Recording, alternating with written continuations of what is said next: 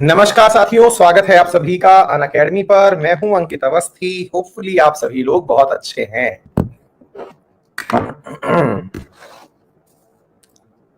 All well,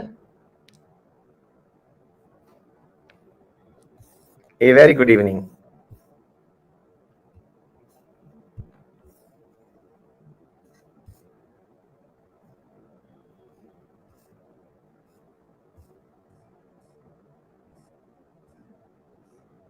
हाँ जी,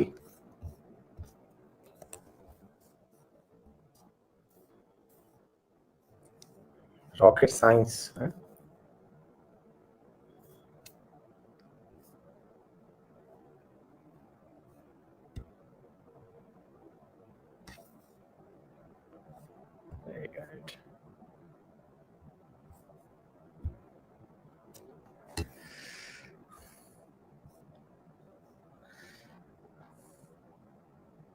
मोहित, happy birthday बेटा।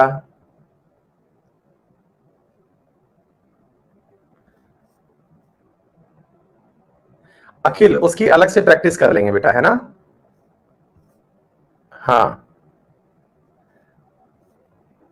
उसकी अलग से प्रैक्टिस कर लेंगे क्वेश्चंस की, ठीक है? गुड।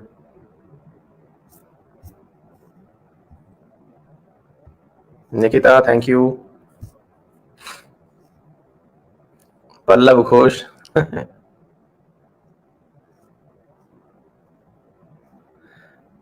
इंग्लिश सब्जेक्ट में तंग हैं हम। Any solution?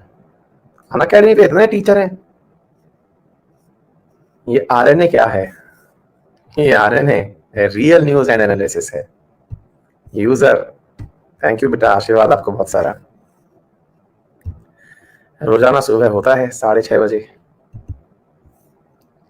अनअकैडमी पर होता है। लाइफ है स्टडी 2.0 पर होता है ना? यूट्यूब चैनल है और रोजाना हम सुबह वहां पर करंट अफेयर्स का डिस्कशन सेशन लेते हैं, ठीक है? Rajasthani, thank you. हाँ, साकिब गुप्ता लिख रहे हैं कुछ लोगों की बटरिंग स्टार्ट हो गई। हाँ साकिब, वो थोड़ा तुम्हारी मानसिकता में प्रॉब्लम है। तुम्हें पता है इन बच्चों को बटरिंग करके कुछ मिलने वाला नहीं है ना? एक इस दुनिया में रेस्पेक्ट, लव, फेथ, इस नाम की भी कोई चीज होती है, पर तुम शायद इस चीज से अछूते हो और तुम्हें परिवार से शायद इस चीज का अभाव रहा है, तो तुम शायद इस चीज को समझ भी नहीं पाए।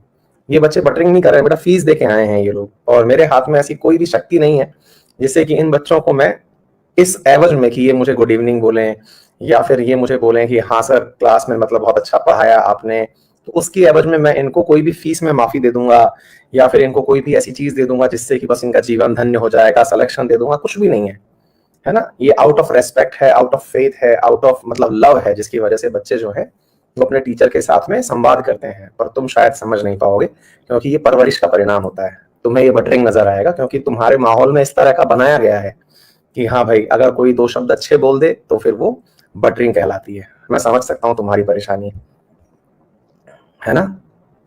हाँ बेटा, मैं अलवर से हूँ। Anil, thank you.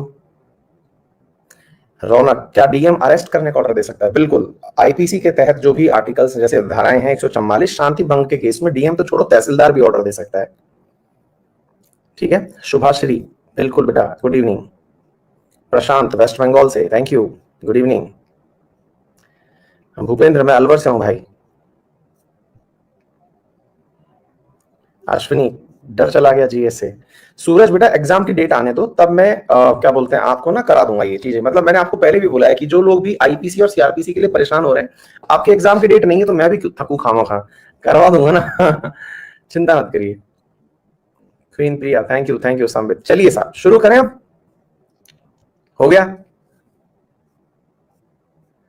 आइए साथियों, तो शुरू करते हैं आज के सेशन को। और आज का जो सेशन है, हाँ, समर्थ गौर जो है वो अलवर के पास अजमेर से हैं बेटा। अल्फाबेटिकली हम लोग पास हैं, वैसे हम 350 किलोमीटर दूर हैं।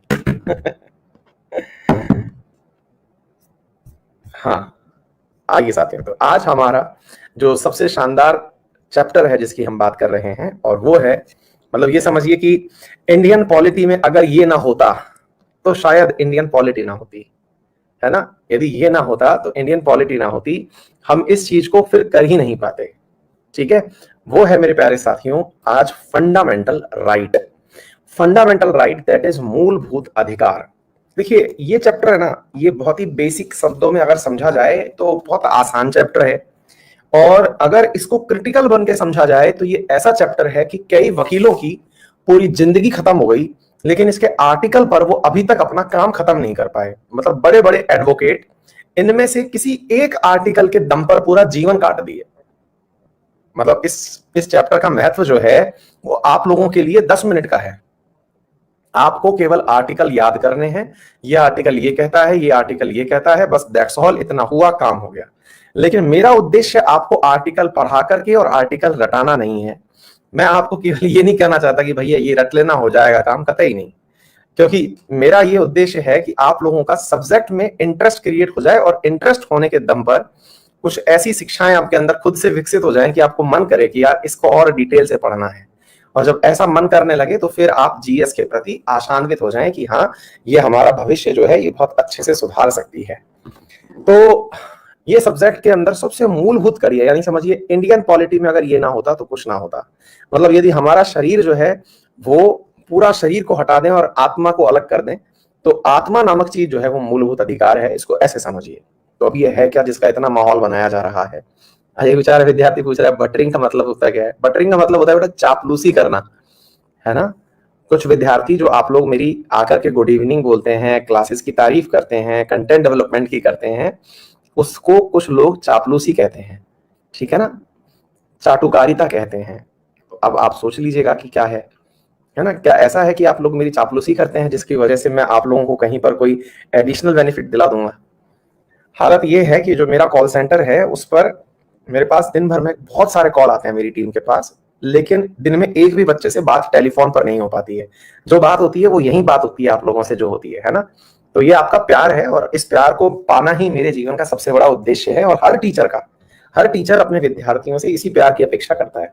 असली मनी ये है जो आप लोग हमें पैसे देकर के भी दे रहे हैं। अदरवाइज पैसे देने के बाद तो बिल्कुल कस्टमर और वो होना चाहिए, सप्लायर वाला रिलेशन होना चाहिए कि आपने पैसे ले लिया, पढ़ाओ ध्यान से, खत्म बात। लेकिन आप लोग जो फीस पे करके भी जो लव एंड रेस्पेक्ट दे रहे हैं ना, ये वो चीज है जो रियल में हमने अर्न की है। पैसे अपनी जगह हैं, वो तो सर्विसेज हैं जो हमने दे दी आपको, लेकिन आप लोगों ने अपनी उस चीज को बरकरार रखा कि हाँ आप पैसे लेकर के भी अच्छा काम कर रहे हो, है ना। न्यूटन मूवी के अंदर एक डायलॉग है, वो राजकुमार राव कहता है कि यार मैं ईमानदार हूं। तो बोले ईमानदार होकर के तुम कोई एहसान थोड़ी कर रहे हो, तुमसे एक्सपेक्ट किया जाता है कि तुम ईमानदार रहो, क्योंकि तुम्हारा जॉब है ये। तो मैं पढ़ा रहा हूँ, ये कोई अनोखा काम नहीं है, क्योंकि मेरा जॉब है ये। आपने मुझे फीस दी इस चीज के लिए, लेकिन उसके बावजूद भी आप लोग अपना थैंक यू बोलते हैं, क्योंकि हाँ सर हमको कुछ चीजें समझ में आई आपकी वजह से, है ना। ये हमारा रियल अचीवमेंट है। एनीवे, तो अब हम चर्चा करते हैं साथियों, इसको बहुत गहराई से और बिल्कुल तल्लीनता से सुनना, एक कहानी की तरह सुनना। इस चैप्टर के अंदर हम बहुत सारी बातें करेंगे, और बहुत सारी बातों के अंदर हम आपको वहां ले चलेंगे जहां से आपको यह समझ में आएगा कि क्यों ऐसा होता है कि भारत में बड़े बड़े केसेस होते हैं। बड़े बड़े केसेस का मतलब पता चल रहा है कि सबरीमाला इशू हो रहा है, पता चल रहा है कि हमारे भारत के अंदर केशवानंद भारती केस चल रहा है ना, जिनके बारे में बहुत बड़े लैंडमार्क डिसीजन आए। क्या ऐसा है जिसकी वजह से ये मूलभूत अधिकार आज तक भारत के अंदर विवाद का विषय बने हुए हैं। तो समझो ऐसे क्या होता है साथियों। क्या हुआ ना, जब देश आजाद हुआ तो देश बन रहा था, यूं समझिए जैसे ना अपन लोग यूं समझ लो कि 100 सवारियां कहीं खड़ी हुई हैं और 2 बस वाले आते हैं, एक रोडवेज बस वाला आता है और एक प्राइवेट बस वाला आता है। रोडवेज बोले तो हरियाणा रोडवेज, राजस्थान रोडवेज, जो भी आपके स्टेट के रोडवेज हो वो लगा लेना। अच्छा, तो हुआ क्या मेरे प्यारे साथियों कि एक जगह पर 100 सवारियां खड़ी। और प्लीज आप बिल्कुल पूरी तरह से जो है ना चैट बंद कर दीजिए, आप कहानी सुनिए, इस कहानी में खो जाइए, और खोने के बाद में फिर अंत में हम बतियाएंगे, है ना। मतलब 35-40 मिनट तक ध्यान लगाइए कहानी के अंदर, फिर अंत में बात करेंगे। जो भी आपके सवाल हैं, क्रॉस क्वेश्चंस हैं, जब मैं पूछूं तो पूछ लेना, अदरवाइज शांत हो जाइए, मस्त रहिए। तो अब क्या होता है कि एक बस खड़ी है, मतलब सवारियां खड़ी हैं, 100 सवारियां खड़ी हैं, और एक बस वाला आता है और चिल्लाने लगता है, आ जाइए साहब, मैं लेके चल रहा हूं आपको आपके डेस्टिनेशन पर।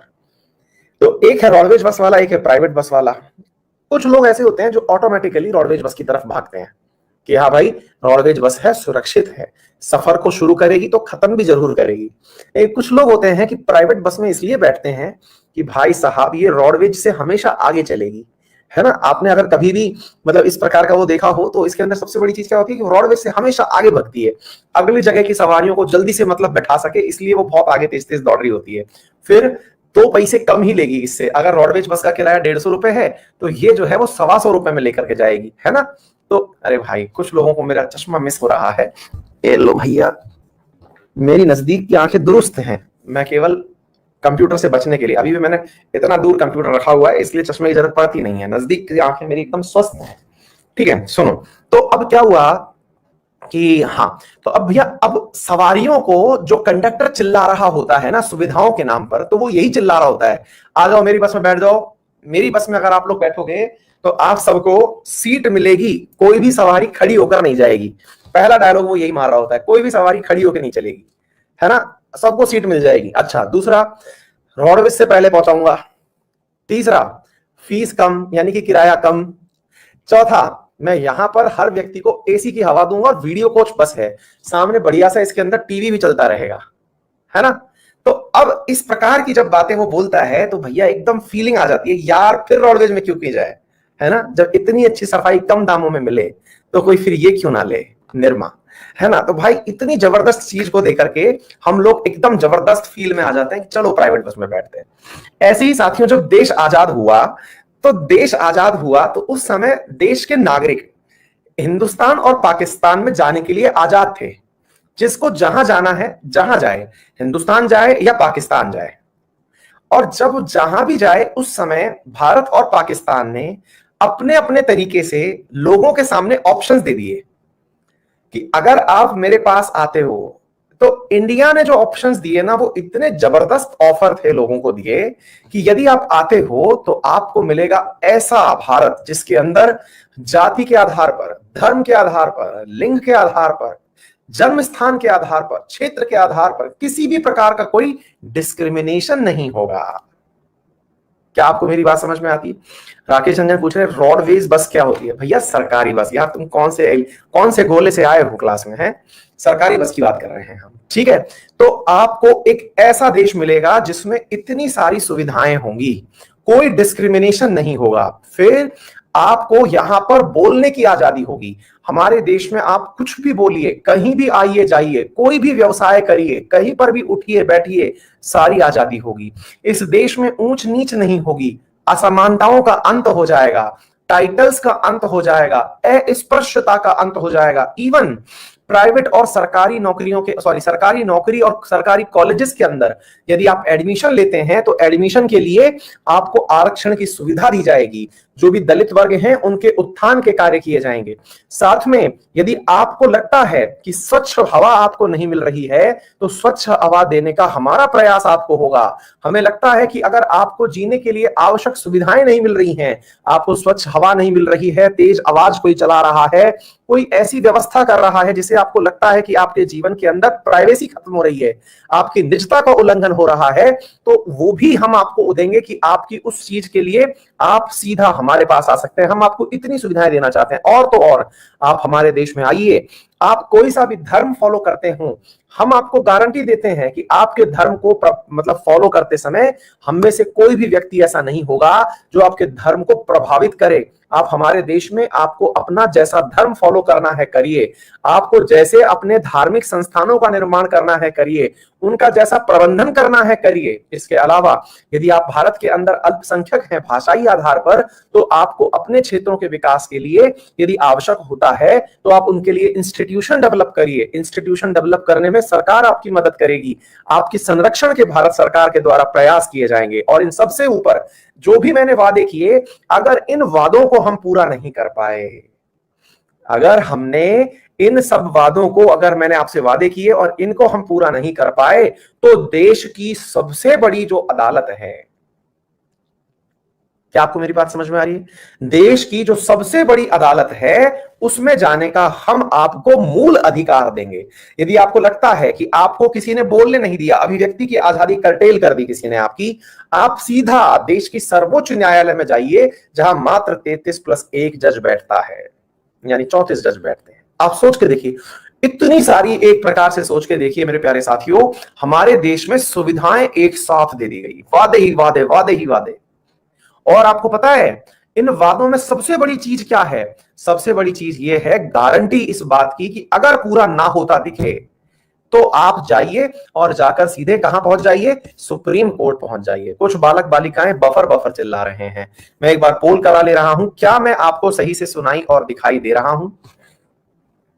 क्या मैं आपको सही से सुनाई और दिखाई दे रहा हूं?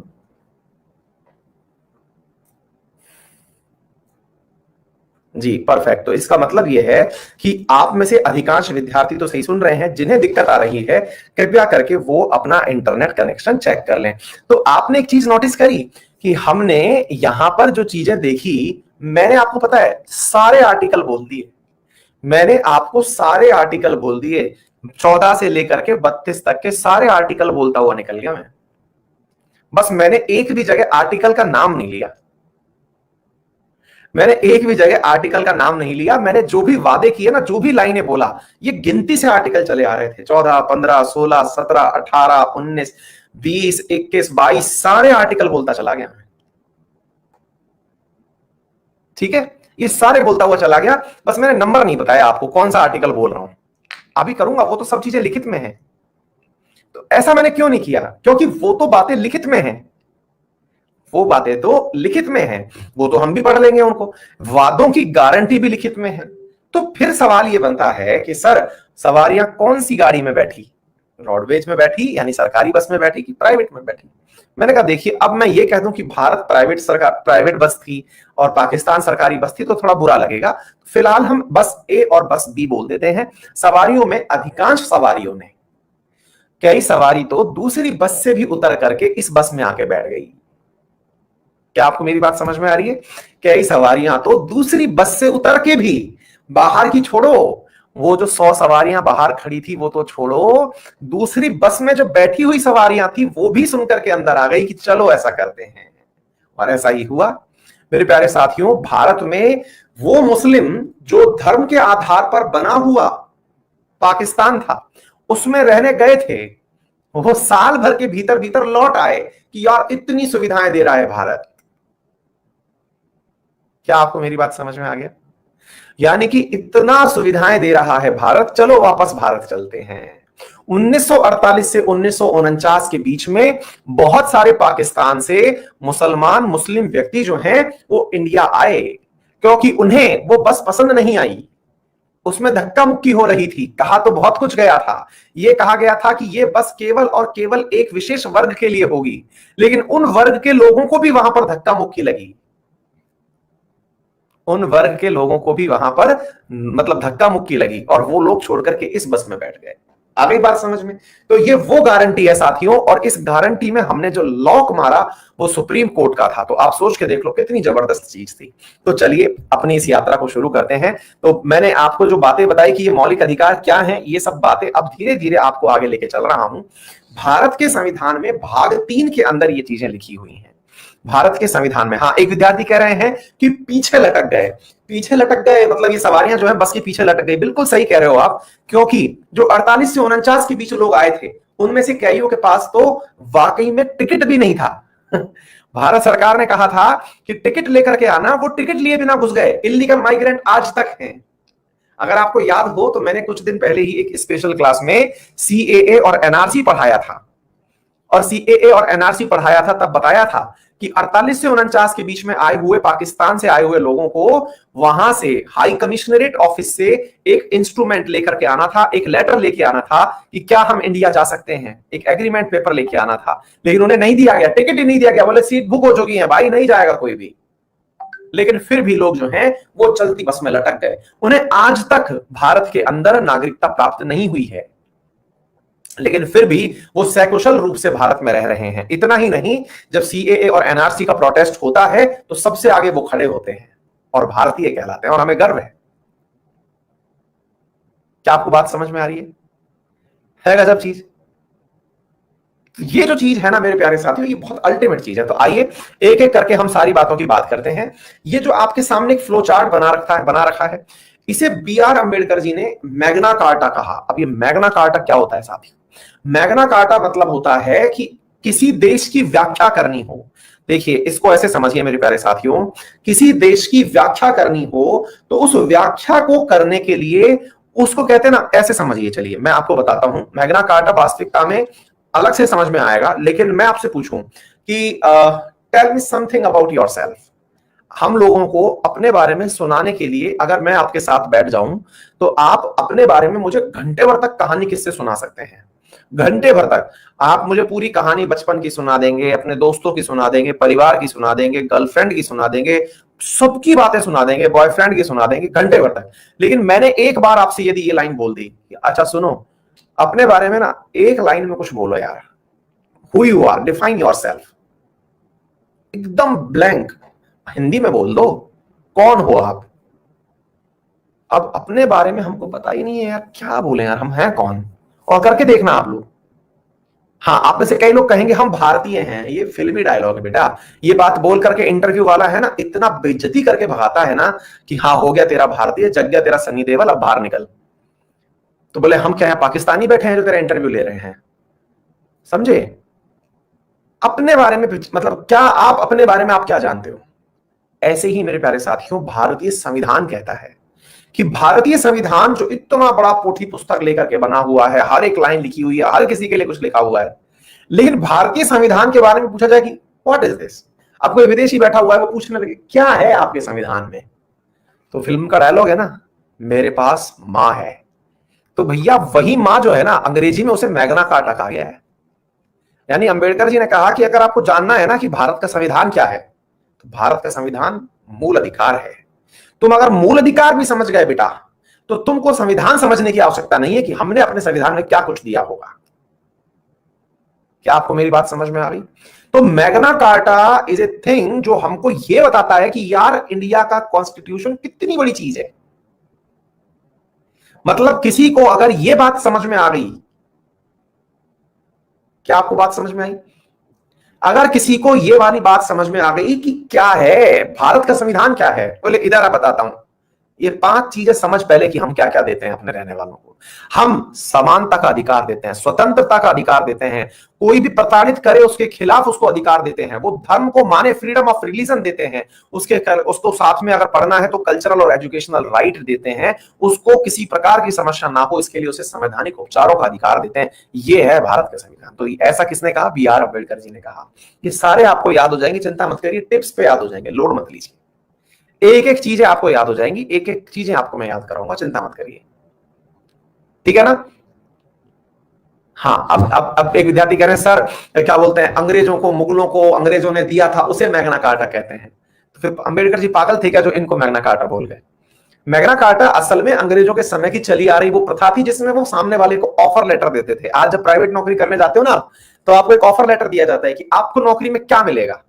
तो उसमें ये थोड़ी लिखा होता है आपको बैठने के लिए कुर्सी मिलेगी, बढ़िया ऑफिस मिलेगा, एसी चलता हुआ मिलेगा, बढ़िया लाइट मिलेगी, पड़ोस में बैठा हुआ अच्छा साथी मिलेगा, मैनेजर अच्छा होगा, कंपनी के अंदर वेंटिलेशन अच्छा होगा, कभी कभी टूर पे भी ले जाएंगे, ऐसा थोड़ी लिखते हैं।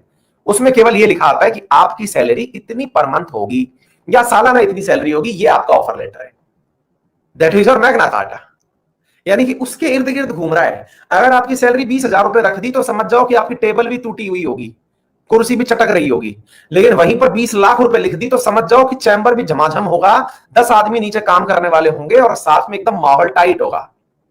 यही तो है ऑफर लेटर, यही तो है मैग्ना कार्टा, जो अपने आप में बाकी चीजें डिफाइन कर देता है। कहने की फिर थोड़ी आवश्यकता है कि क्या कुछ और एडिशनल होगा। क्या आपको बात समझ में आ गई? हाँ, क्लियर हो गया? चलिए तो अब सुनते हैं। अब इसमें एक एक आर्टिकल हम याद करेंगे, सारा टिप्स पे आपके याद हो जाएगा और सारी की सारी बातें आपको अच्छे से समझ में आ जाएंगी। देखिए बेटा, पहला आर्टिकल है आर्टिकल नंबर 12। इसमें क्या कहते हैं? Definition of state. अब हम में से ना कई लोग पहले ही विकेट पे आउट हो जाते हैं, पहले ही विकेट पे मतलब पहले ही बॉल पे आउट हो जाते हैं, अपना विकेट दे बैठते हैं। क्यों भाई साहब? डेफिनेशन ऑफ स्टेट, राज्य की परिभाषा जब हमें देखने को मिलती है तो हमें लगता है कि यार ये राज्य कौन सा वाला है? राजस्थान, हरियाणा, पंजाब, उत्तर प्रदेश, ये वाला राज्य है? ये राज्य है क्या जो हमारे संविधान में आर्टिकल नंबर 12 में लिखा हुआ है? आप एक बार पढ़िए, एक मिनट में आया।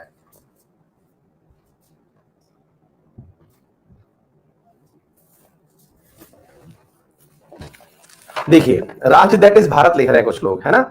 देखिए साथियों, अब मैं आपको 2 जगह लाइन पढ़ के सुनाऊंगा, आपको ये किताब परचेज करने की आवश्यकता नहीं है, लेकिन संविधान के अंदर से जब कोई चीज पढ़ के सुनाई जाती है ना, तो ऐसा फीलिंग आता है कि हाँ यार ये तो सच्ची बात है।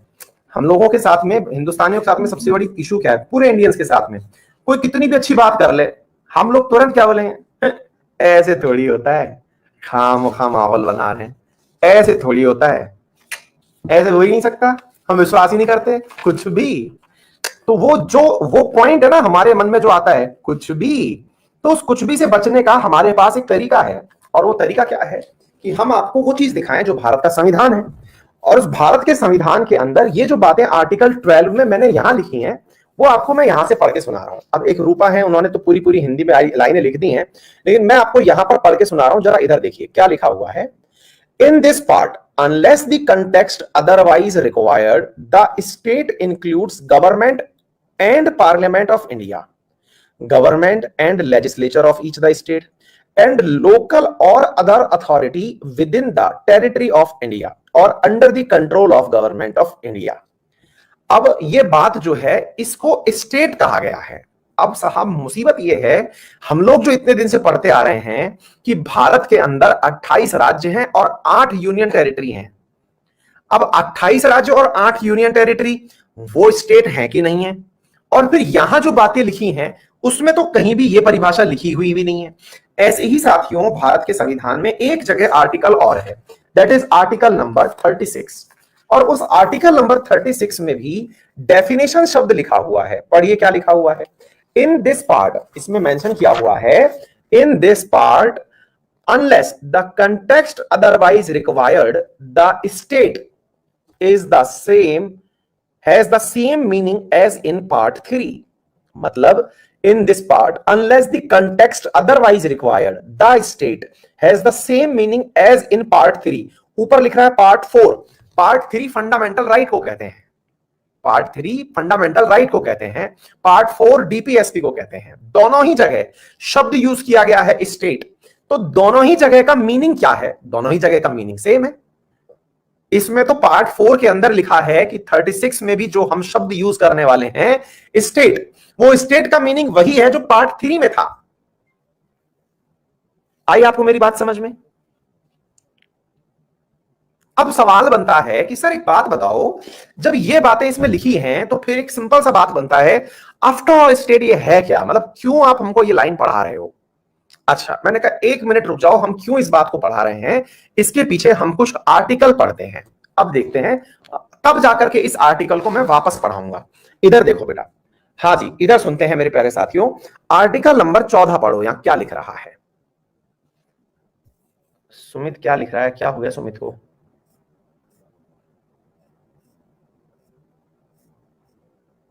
मेरे को तो कुछ दिख ही नहीं रहा है, तुम लोगों को क्या दिख रहा है?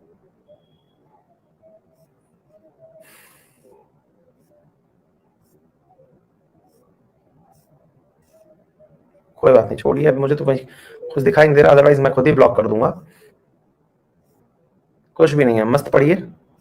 चलिए, तो अब मैं क्या कह रहा हूं, इस चीज को थोड़ा सा समझने का प्रयास करिए। मैं ये कहने का प्रयास कर रहा हूं मेरे प्यारे साथियों कि यहां पर जब हम आपके सामने ये वाली बात कर रहे हैं, तो ऐसी स्थिति में आपके सामने जो सबसे बड़ा सवाल बन रहा है, और वो क्या है? हाँ कुछ भी नहीं है, बैठ के पढ़िए अभी। प्रियंका, हाँ बेटा पता है मुझे कि सिटीजनशिप भी एक चैप्टर है ना, उसको बीच में पढ़ाऊंगा। विश्व, कोई बात नहीं बेटा, कोई बात नहीं, है ना। देखिए मैं अक्सर आप लोगों से बोलता हूं कि आप औरों की बात पर नहीं अपने ऊपर फोकस करिए। कई लोग बहुत, ऑनलाइन की सबसे बड़ी पता है खासियत क्या है, आप घर में बैठे पढ़ सकते हो, कोई भी आपको डिस्टर्ब नहीं कर रहा, लेकिन सबसे बड़ी पता है कमी क्या है, वो लोग भी कुछ बोलने की हिम्मत कर लेते हैं जो अगर सामने होते तो खड़े खड़े है ना पैंट गीली जिनकी हो जाती। ऑफलाइन में जब हम पढ़ाते थे ना बेटा, तो किसी की हमारे सामने ना खड़े होने की हिम्मत नहीं होती थी कि बोल करके, एक बार जब हम बोल रहे हैं कि बेटा बोलो, उस समय बोला और बीच में उसने हाथ खड़ा कर दिया, तो या तो क्लास में नहीं तो बाहर देख लिया जाएगा टाइप से हम डायलॉग भी दे देते थे। लेकिन फिलहाल ऑनलाइन में बहुत लोगों को बहुत तरह की स्वतंत्रता दे दी है। फंडामेंटल राइट तो लगता है ऑनलाइन क्लास में मिला है, ऑफलाइन में ये राइट जो है ना, ये पूरी तरह हमारे टीचर के पास रिजर्व होता है, तानाशाही होती है। लेकिन ठीक है, ये समय बीतेगा, अच्छे दिन आएंगे, ऑफलाइन वापस से आएंगी, जब आएंगी तब कैसे लोगों का इलाज भी होगा। फिलहाल के लिए आप सब पढ़िए। चलिए, तो क्या है मेरे प्यारे साथियों, अब आर्टिकल नंबर 14 पढ़ते हैं। और क्या है यहां पर लिखा है, it represents the idea of equality which states. अब इस पॉइंट को पढ़ना साथियों, फिर हम वापस चलेंगे। इधर देखिए मेरे प्यारे साथियों, हम वापस चलेंगे उसी पॉइंट पर, यानी आर्टिकल नंबर 12 पर। लेकिन आर्टिकल नंबर 12 पर चलेंगे उससे पहले हम इस पॉइंट को पढ़ते हैं। एक बार देखिए क्या लिखा हुआ है, it represents the idea of equality which states that the state. अब इन दो में अंग्रेजी वाले बालक जो, हिंदी वाले बालक जो है ना, वो हो गए एकदम फर्स्ट। यार ये 2 बार स्टेट आ गया, पहले तो ये समझाओ सर ये होता क्या है। इधर देखो बेटा, यहां पर एक शब्द है स्टेट्स। स्टेट्स का अर्थ होता है कहना, कहता है, कहता है ये दिल बार बार। तो कहता है, इट रिप्रेजेंट मतलब आर्टिकल नंबर 14 कहता है, विच स्टेट्स, स्टेट्स में मतलब कहता है, क्या कहता है, दैट दी स्टेट। अब इस पॉइंट को पढ़ना, दी स्टेट यानी कि article 12, the state shall not deny, state को मना नहीं करना चाहिए, टू एनी पर्सन, किसी भी व्यक्ति को, equality before law.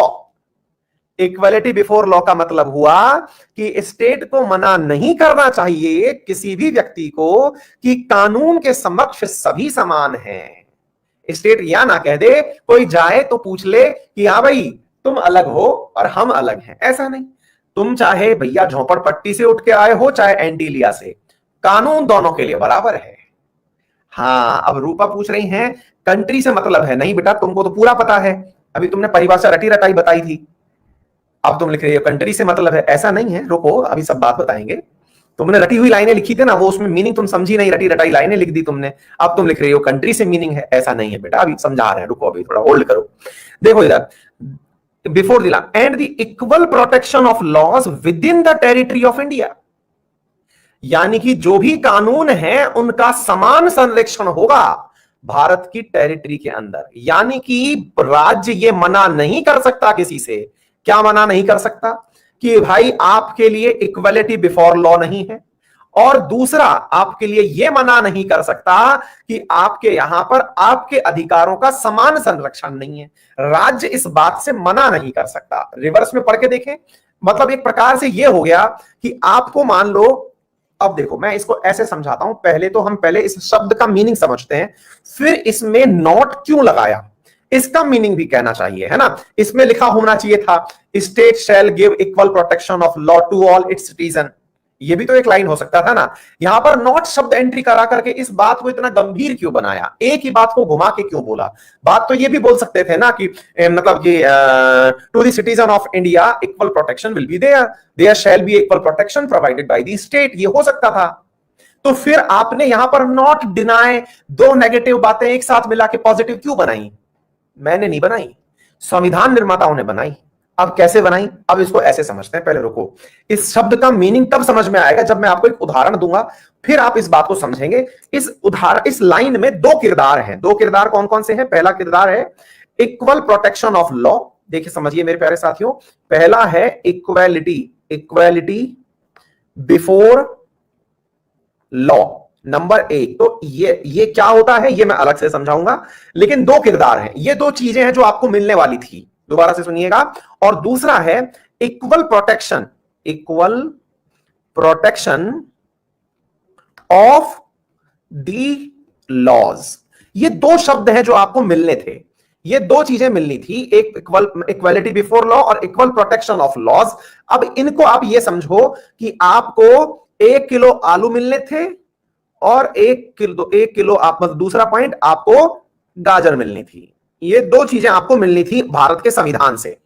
Article number 14 में लिखा हुआ है कि आपको दो चीजें मिलनी थी। क्या क्या मिलनी थी, आलू और गाजर मिलने थे। अभी पहले इसको समझिए फिर जाकर के हम बात करेंगे, है ना। आलू गाजर हमको मिलने थे। अभी ऊपर क्या लिखा हुआ है सब छोड़ दीजिए, फिर से आ जाइए किचन वाली चीज पर, क्योंकि हम तो फिर से किचन पर पहुंच ही जाते हैं। हमारा कोई भी उदाहरण हो हम किचन में घुस ही जाते हैं, है ना। फिर से किचन आ गई। तो अब आलू और गाजर आपको मिलना था, है ना।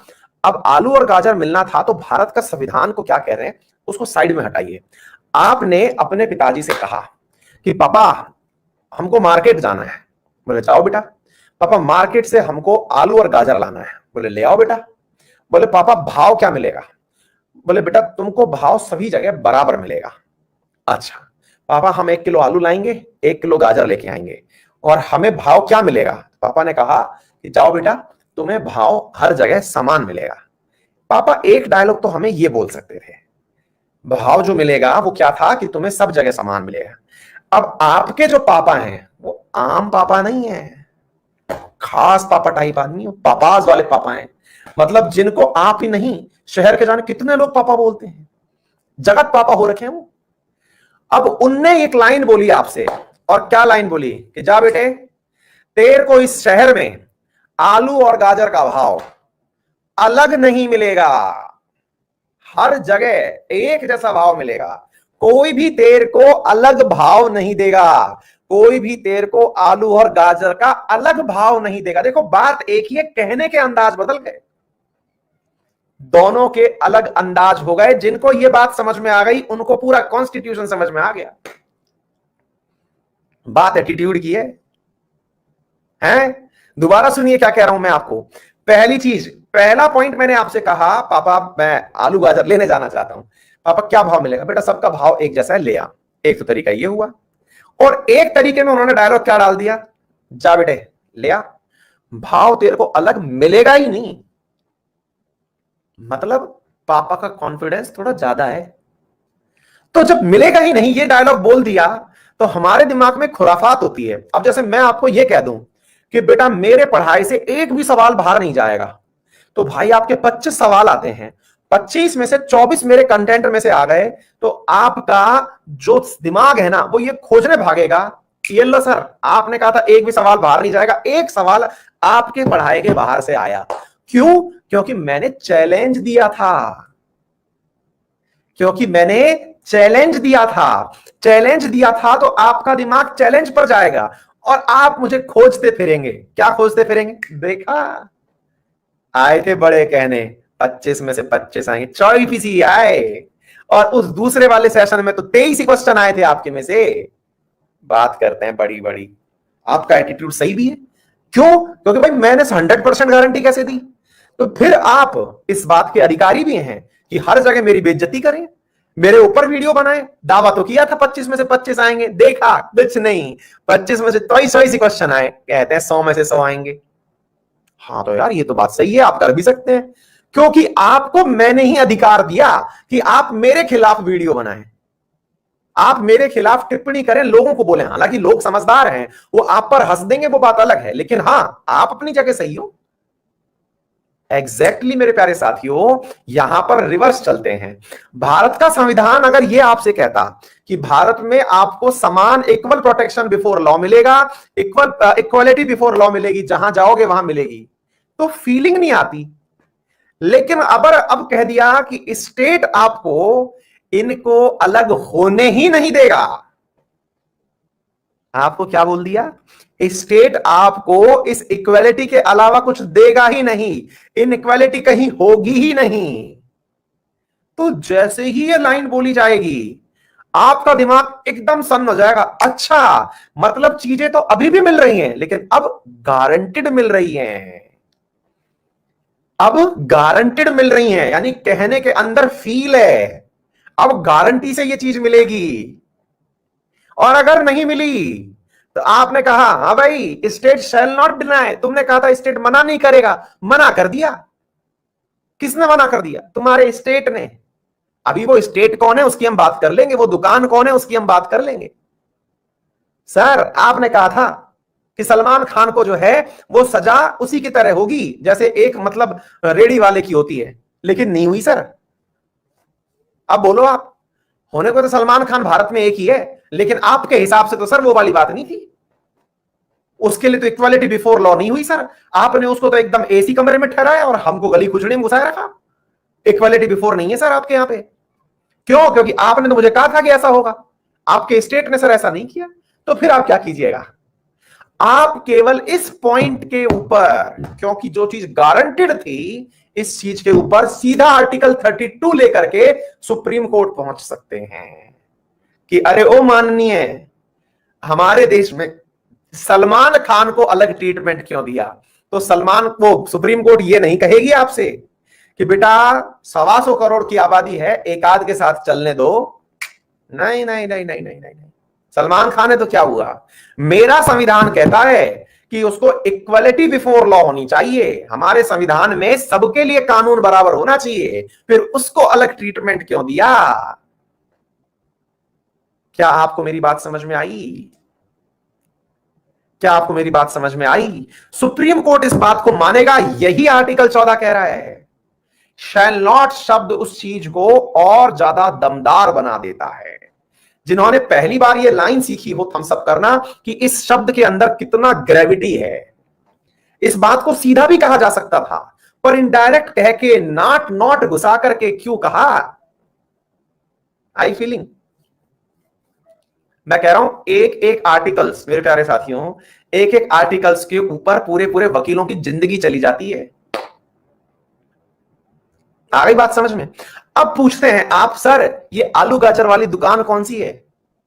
ये आलू गाजर वाली दुकान कौन सी है जहां आप ये बात बता रहे हो? द स्टेट नामक जो चीज आपने बताई, ये है कहां? ये कौन सी दुकान है जिसपे सामान सब एक जैसा मिलेगा? मैंने कहा भाई सुन, तू चला जा ब्रांडेड दुकान में, चाहे तू रिलायंस में चला जा, इजी डे में चला जा, बिग बाजार में चला जा, पेंटालून में चला जा, वहां पे भी आलू गाजर वही भाव मिलेगा जो रेडी और किस पे मिल रहा था, तेरे गली में जो घूम रहे थे ना कच्चे, वो लेकर के ठेली लेके घूम रहे थे, वहां पर भी मिलेगा। बोले सर मेरे पड़ोसी ठेली लगाते हैं, वो ठेली वाले भी मेरे को आलू गाजर वही भाव देंगे। बिल्कुल बेटा, तू चाहे मल्टीनेशनल ब्रांड में बिग बास्केटियर में चला जा या फिर वॉलमार्ट में चला जा, वहां पर भी वही भाव मिलेगा जो तेरा पड़ोसी तेरे को दे रहा है। अच्छा, और सर जो सब्जी मंडी है, जो सरकार की सब्जी मंडी है, उसमें बेटा वहां भी यही मिलेगा। तो ये जो लाइन मैंने अभी बोली, 3 लेवल वाली बात बोली, मल्टीनेशनल, नेशनल और लोकल। ऐसे ही सरकार भारत में 3 रूप में चलती है। भारत में 3 रूप में सरकार चलती है। कौन कौन से रूप में चलती है? एक विद्यार्थी कह रहे हैं सर नहीं मिलती, तो बेटा गारंटी कौन देता है तुम्हें? कोई गारंटी दे फिर पूछना इस बात को। कोई गारंटी देता है कि सब्जी एक जैसी मिलेगी? फिर नहीं मिलती डायलॉग ही नहीं होना चाहिए। काल्पनिक जगत में जी रहे हो बेटा अभी। माना कि इस घटना के सभी पात्र काल्पनिक हैं, इनका वास्तविक जीवन से कोई संबंध नहीं है। इनका अगर वास्तविक जीवन से संबंध पाया जाता है तो इसे मात्र एक कल्पना कहा जाएगा और समझाने वाले की कला में निपुणता कही जाएगी। आप मेरी कला की निपुणता कहिए कि आप उस कहानी में इन्वॉल्व हो गए। शाबाश। तो अब मुद्दा क्या है? अब ध्यान से सुनें। अब मुद्दा यह है साथियों कि हमारे यहां पर सरकार 3 रूप में चलती है। 3 रूप में चलती है, इसका मतलब क्या हुआ? हमारे यहां केंद्र सरकार चलती है, हमारे यहां राज्य सरकार चलती है, हमारे यहां पंचायत चलती है। त्रिस्तरीय सरकार व्यवस्था है हमारे यहां पे। केंद्र सरकार से भी हम वही उम्मीद कर सकते हैं जो हम पंचायतों से कर सकते हैं। क्या आपको मेरी बात समझ में आ रही है? हम केंद्र से भी वही उम्मीदें कर सकते हैं जो हम पंचायतों से कर सकते हैं। बोले अच्छा, केंद्र से मतलब बोले तो मैंने कहा आप राष्ट्रपति से भी वही उम्मीद कर सकते हो जो आप अपने प्रधान से, अपने सरपंच से उम्मीद करते हो। मतलब वो भी कानून का वैसे ही पालन करेगा जैसे सरपंच को करना है। बोले अच्छा अच्छा अच्छा, बिल्कुल समझ गया सर। सर एक बात बताओ, कहीं ऐसा तो नहीं होगा? सर ये समझ में आ गया, चलो सरकार को तो क्योंकि जनता वोट देती है, जनता पकड़ लेगी उसको, तो चुनाव में जाना है। लेकिन एक बात बताओ सर, सरकार के कहने पे बहुत सारे डिपार्टमेंट चलते हैं। मैंने कहा जैसे सर आजकल ले लो बिजली और पानी विभाग चल ही रहे सर, आजकल पानी की वैसी किल्लत हो रखी है और सरकार के कहने पे ही जलदाय विभाग जो है वो वाटर सप्लाई करता है सर। लेकिन सर हमारे पड़ोसियों की गली में बहुत पानी आता है, हमारे नहीं आता, हम क्या करें? मैं धरना दो जाके। कहां जाके? जहां पर जलदाय विभाग का ऑफिस है। तो धरना देने का अधिकार मेरा मूल अधिकार है क्या? हाँ भाई अधिकार है आपका। क्यों अधिकार है? क्योंकि समानता नहीं है सर इसमें। किस आधार पर जलदाय विभाग डिस्क्रिमिनेशन कर रहा है कि वो महंगी कॉलोनी में रहता है? कर ही नहीं सकता। ये मेरी समानता है। अच्छा तो सर समानता जलदाय विभाग को भी रखनी होगी? बिल्कुल रखनी होगी।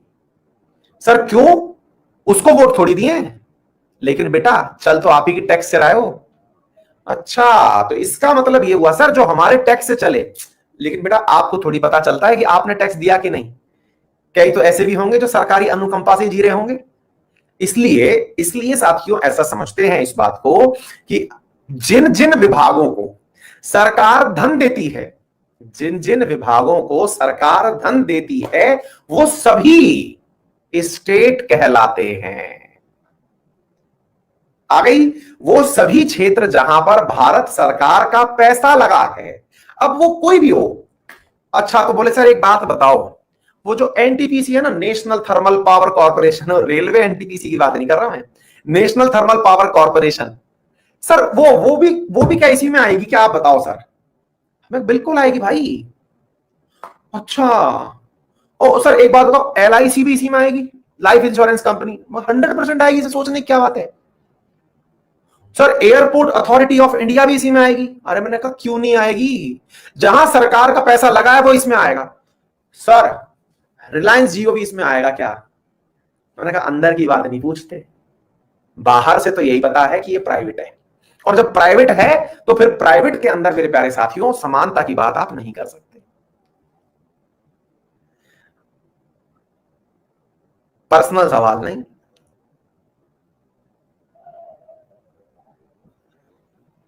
क्या आपको बात समझ में आ गई। जिनको चंदा भी मिलता हो, 50% मिले, 10% मिले, 20% मिले, लेकिन रेगुलर मिले, जिनको रेगुलर मिले, सरकार की सहायता प्राप्त जो भी संस्थाएं होंगी वो स्टेट में आएंगी। आ गई बात समझ में। उन सबको समानता दिखाने का अधिकार है। तो फिलहाल के लिए समानता को यही छोड़ते हैं। स्टेट समझ में आ गया होगा। अब आपको आर्टिकल 12 समझ में आ गया होगा। अब आपको आर्टिकल 12 समझ में आ गया होगा। आर्टिकल 14 भी समझ में आ गया होगा। अब इससे आगे के आर्टिकल कल पढ़ेंगे। है मजा। मस्त रहिए, बिंदास रहिए, मुस्कुराते रहिए।